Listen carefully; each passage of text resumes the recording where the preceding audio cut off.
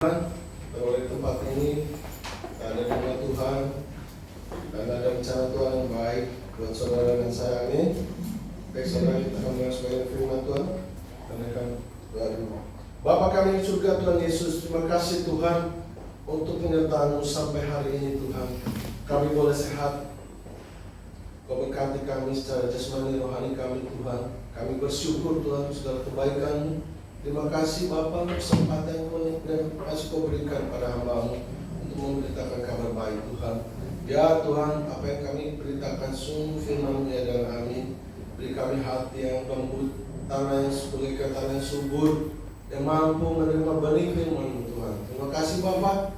Kami berdoa juga untuk teman-teman yang belum tiba Tuhan, mungkin dalam perjalanan tibakan dengan selamat Tuhan. Ada segala gangguan, halangan dan rintangan. Kami serahkan Tuhan dan yang berikut ini dalam pimpinan-Mu. Hanya di dalam nama Tuhan Yesus kami berdoa dan mengucap syukur. Yang percaya katakan amin. Haleluya. Jadi kemuliaan bagi Tuhan kita. Haleluya. Baik saudara, puji Tuhan. Tuhan, saya masih diberi kesempatan oleh Pastor di tempat ini memberitakan kabar baik. Mari kita buka saudara di dalam Lukas 11 ayat 28. Di dalam Lukas 11 ayat 28.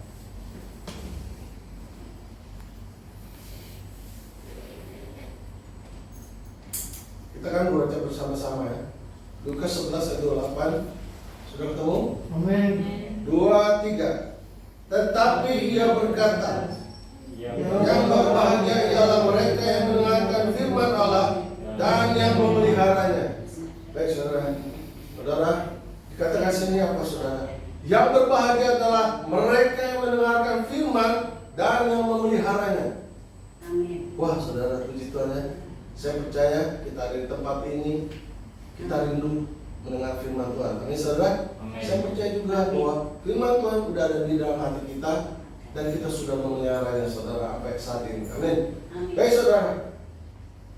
Saudara, di sini kita mau melihat saudara, apa sih alasannya kita menjadi orang yang berbahagia gitu, saudara? Ya. Kenapa kita jadi orang yang berbahagia gitu, saudara ya? Nah, seperti dikatakan dari firman tadi.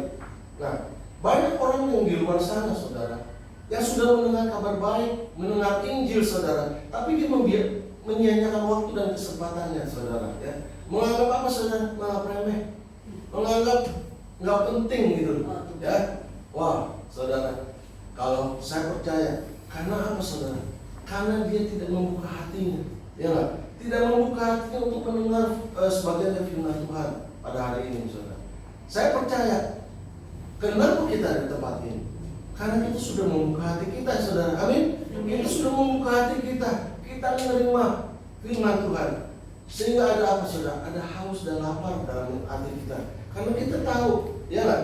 Firman itu adalah jalan bagi setiap masalah kita, jalan keluar bagi masalah kita, ya, yang akan membawa kita kepada hidup yang kekal, saudara. Nah, di sini seringkali kita mengalami kesulitan, saudara, mengajak orang ke gereja. Ya, memberitakan kabar baik karena sulit saudara ya. Lebih gampang apa saudara? Mengajak orang ke restoran ya, mengajak ke restoran orang makan. Lebih gampang nggak saudara? Lebih gampang. Waktu itu kita makan yuk, pasti ngikut saudara ya, pasti ngikut. Padahal itu apa saudara? Padahal itu sesuatu yang fana saudara ya, yang sebentar buang jamban saudara ya, istilahnya itu yang fana saudara. Tapi untuk yang kekal, untuk kekekalan, saya percaya bukannya mereka sebenarnya kalau saya pikir ya, bukan mereka nggak mau, bukannya nggak mau saudara. Kalau mereka tahu ya bahwa di dalam firman Tuhan ada satu kebenaran yang membawa kita kepada kekekalan, pasti mereka juga rindu saudara. Amin. Karena apa saudara? Jarang ada orang memberitakan mungkin saudara ya. Jarang ada orang mengajak. Nah itu tugas kita saudara. Tugas kita yang sudah mendengar supaya kita membagikan kepada mereka, supaya mereka juga punya rasa haus dan lapar akan firman Tuhan. Ya. Memang tawaran dunia lebih menggiurkan saudara. Ya. Tawaran dunia lebih menggiurkan dibanding kalau kita ajak ke gereja, kita ajak bersekutu. Ya. Tawaran dunia lebih menggiurkan. Lebih baik yang ngobrol di sana saudara, ya, di kongko-kongko di sana, di luar sana, ya, daripada dia mendengar firman Tuhan di tempat ini, mendingan dia ngobrol-ngobrol, saudara, yang nggak penting, saudara, ya. Nah, tapi saudara, kita bersyukur ada di tempat ini, saudara. Amin. Ya, kenapa, saudara? Kita ada di komunitas yang benar, ya. Kita ada di tempat ini karena kita berada di tempat yang tepat. Amin. Kita berada di tempat yang tepat.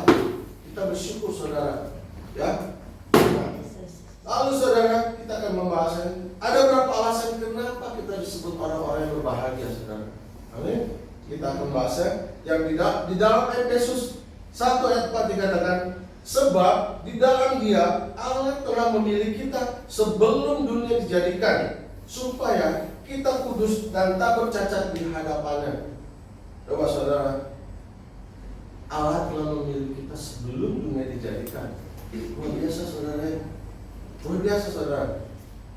Sebagai contoh, saudara, kalau kita, saudara, mau beli buah, saudara, mau beli buah, kira-kira apa yang kita lakukan, saudara? Hah?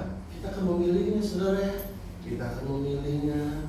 Kita lihat bentuknya. Wah, kita mau cari yang masih segar. Amin. Kita mau yang bagus, ya. Kita mau yang manis rasanya, ya nggak? Kita memilih buahnya begitu, saudara. Coba di sini dikatakan demikian juga kita bersyukur, ya. Kita adalah orang-orang pilihan Allah, ya. Kita pilihan Allah. Kenapa Allah memilih saudara dan saya? Hah? Kenapa, saudara? Kita berada di tempat ini. Kenapa, saudara? Because we are precious. Kita orang-orang yang berharga, saudara. Ya, kita orang berharga. Ya. Tuhan memilih kita. Nggak kebetulan, saudara. Karena Tuhan tahu kita orang-orang yang berharga. Ya, berharga, saudara kita. Allah mempunyai Great Commission, yaitu amanat agung, saudara, pada kita. Kita semua yang ada ini, Tuhan memberikan Great Commission, amanat agung untuk apa, saudara? Beritakan kabar baik pada seluruh dunia. Ya nggak, saudara? Ada tugas yang Tuhan berikan kepada kita. Kita sebagai tubuh Kristus diberi apa? Misi yang berbeda-beda, saudara. Ya, Tuhan telah memilih saudara saya, tapi Tuhan punya misi yang berbeda-beda sama saudara dan saya. Ya, kita sebagai tubuh Kristus, ya, Allah telah ingin kita saling melengkapi, supaya kita saling melengkapi. Ya, misalnya, saudara, ya, ada yang jadi pemuji, ya, ada yang orang suaranya bagus dia memuji, saudara. Ya, di gereja dia menjadi pemuji, saudara. Amin. Lalu ada lagi apa? Pemusik. Ya, Tuhan pilih pemusik. Ya, berguna, saudara. Berguna, saudara, untuk membangun tubuh Kristus, ya. Lalu ada apa lagi, saudara? Gembala di pagi. Kita kalau waktu gembala dikatakan seperti domba yang berserakan, ya nggak, saudara? Amin.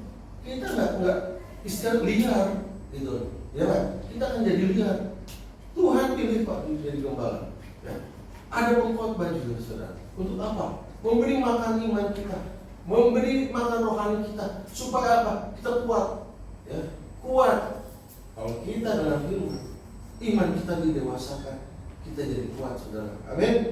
Ya, kita dikuatkan. Jadi tidak mungkin kita ada di tempat ini kalau bukan Allah yang memilih saudara dan saya. Amin. Jadi Tuhan memilih kita ada di tempat ini. Ada maksud Tuhan, ya.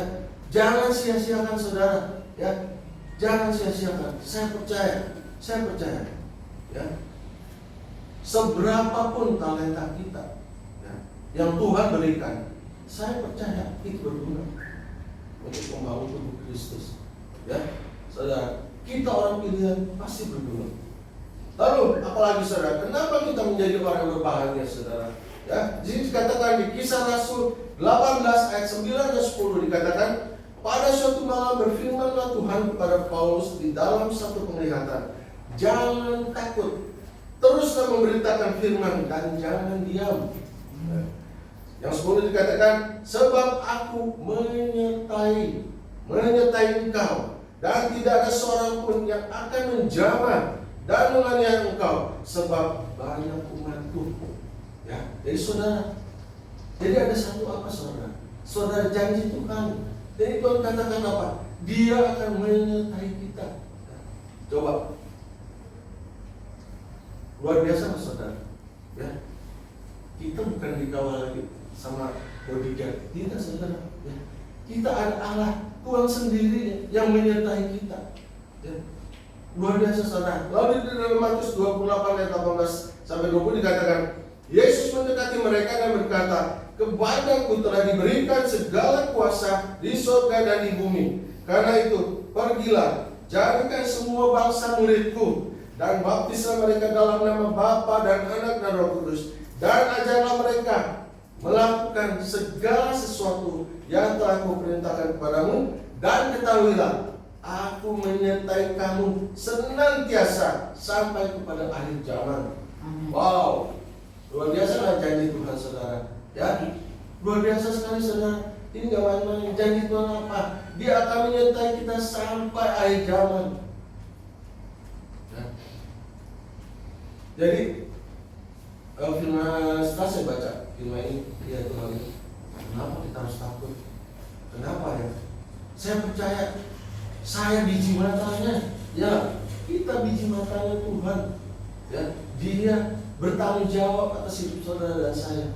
Dia akan menyertai kita, itu janjinya saudara. Ya, manusia boleh berjanji tapi tidak bisa dipercaya karena ya nggak saudara. Nah di sini kita ada contoh saudara. Ya, dikatakan bahwa di sini ada satu contoh. Misalnya saudara, kalau kita mudahlah kita mau bertemu dengan Presiden Jokowi, gampang nggak saudara? Nggak gampang saudara. Ya, karena apa saudara? Penjagaannya begitu ketat, ya, begitu ketat, ya. Mungkin kita mau berjumpa dengan Jokowi, Pak Presiden Jokowi, Presiden Indonesia, begitu banyak prosedurnya, ya, nggak gampang, ya, nggak gampang kita mau bertemu dengan Presiden Jokowi. Karena saudara, begitu banyak lapisan yang menjaga dia, saudara. Tapi saudara, di sini kata saya baca aja, Presiden Mesir Anwar Sadat, ya, dia dibunuh pada tanggal 6 Oktober 1981, saudara, dalam satu parade militer yang dijaga ketat. Ya. Itu orang presiden, saudara, Presiden Mesir sudah dijaga ketat, masih bisa dibunuh, saudara. Ya, masih bisa dibunuh dia. Lalu Presiden Amerika John F. Kennedy, ya, dibunuh pada tanggal 22 November 1963 untuk suatu kampanye pemilu, saudara. Kita tahu Presiden Jokowi aja di Indonesia, ya, penjagaannya begitu ketat, saudara. Kita bisa bayangin nggak Presiden Amerika yang begitu dikatakan negara adidaya, super power, saudara. Ya, kok kita pikir, wah, teknologinya canggih, ya nggak saudara? Peralatan perangnya udah canggih, saudara. Ya, udah gitu penjagaan itu presiden, saya yakin sekali luar biasa, ketatnya. Ya, luar biasa tuh, penjagaan begitu ketat. Tapi apa yang terjadi, saudara? Dia mati, saudara, tembak. Ya, ketika kampanye pemilu. Coba, seorang presiden sudah dijaga begitu ketat, ya, tidak aman juga, saudara. Tidak ada jaminan, ya, tidak ada jaminan. Kedua presiden itu mati tertembak dalam satu event yang begitu besar. Dalam satu event yang besar, saudara. Nggak main-main, saudara. Ya, parade militer, ya, kampanye pemilu, wah, itu nggak main-main, saudara. Itu event yang besar sekali, ya. Pasti penjagaannya luar biasa. Jadi tidak ada satu jaminan yang dapat memproteksi hidup kita selain penyertaan Allah sendiri. Amin, saudara? Ya. Tidak ada, saudara.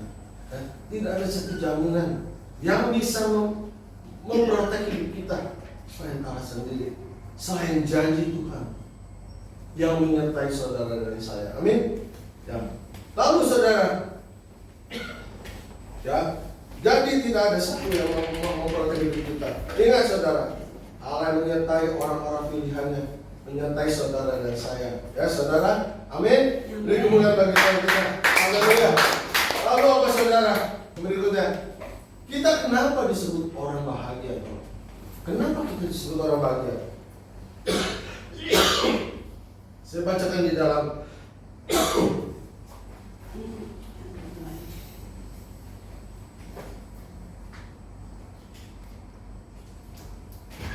Saya bacakan di dalam 1 Yohanes 2 ayat 12 dikatakan, Aku menulis kepada kamu, hai anak-anak, sebab dosamu telah diampuni oleh karena namanya. Ya, saudara, setelah saya baca ini, ya Tuhan, kenapa kita disebut orang berbahagia? Di sini karena dosa saya telah diampuni, telah dihapus, saudara. Ya, bahagia saudara, bahagia saudara. Ya. Kita punya utang lagi saudara, utang dihapusin utang kita, ya. Dia dilunasin, ya. Senang nggak saudara? Senang banget saudara. Ya. Jadi di sana sini saya, jadi dosa diibaratkan suatu hutang saudara. Kita punya hutang nih, hutang kita besar banget gitu saudara. Ya, hutangnya gede banget gitu. Kita nggak sanggup bayar, ya. Saya kerja dari pagi sampai sore, sehari suntuk sampai mati juga mungkin nggak bisa saudara melunasi utang saya, ya. Jadi dosa itu diibaratkan hutang yang begitu besar yang tidak mungkin kita bisa bayar, ya. Pikir bagaimana saudara? Kalau kita punya hutang sebesar begitu saudara, pasti kita akan menyerah saudara. Kita udah nggak sanggup lagi. Jadi pasti kita akan berserah. Dan kita pasti akan dihukum, saudara. Ya, kalau kita bisa ngutang ke bank, ya, begitu besar kita nggak bisa bayar, saudara. Kira-kira kita apa, saudara? Ya, saudara. Pasti kita dihukum, ya.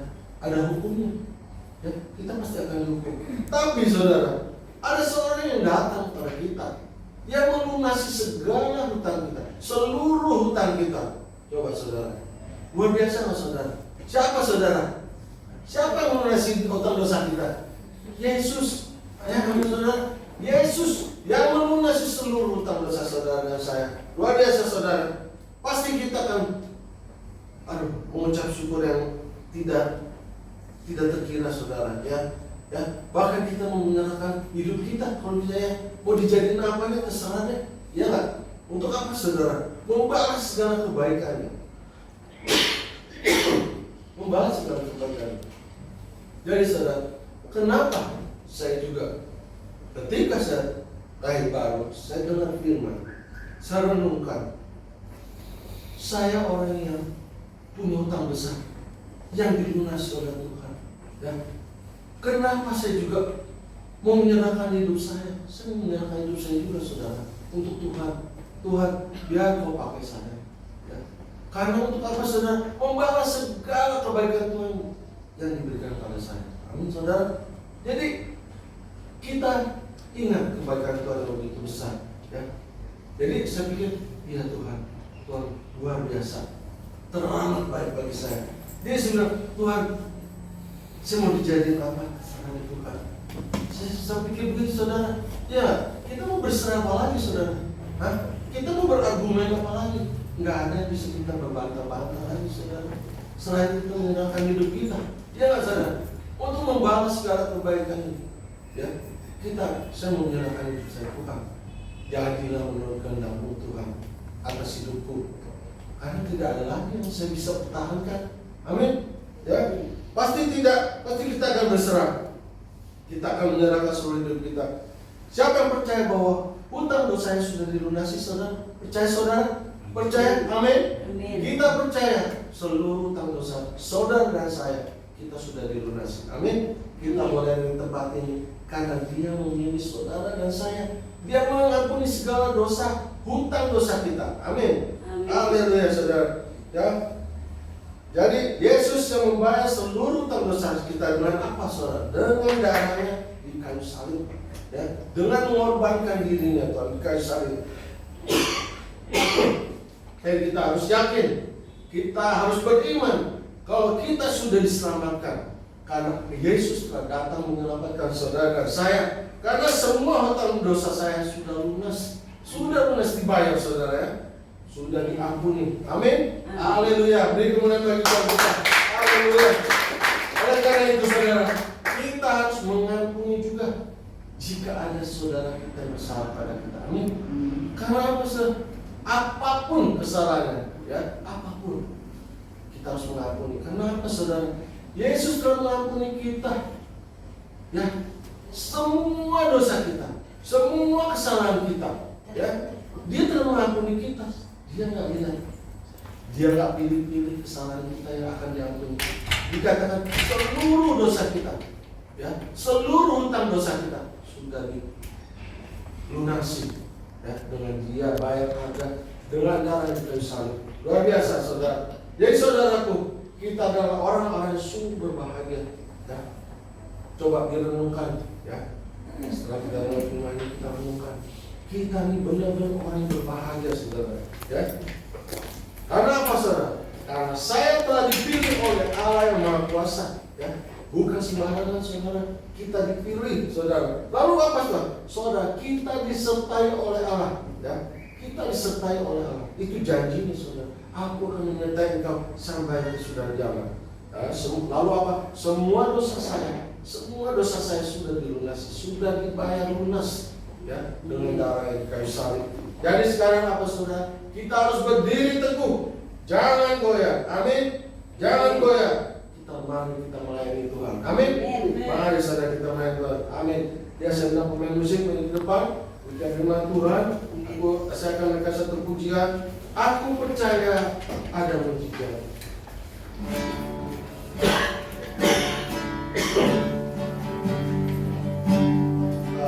Mungkin ada yang tahu kita nyanyi bersama.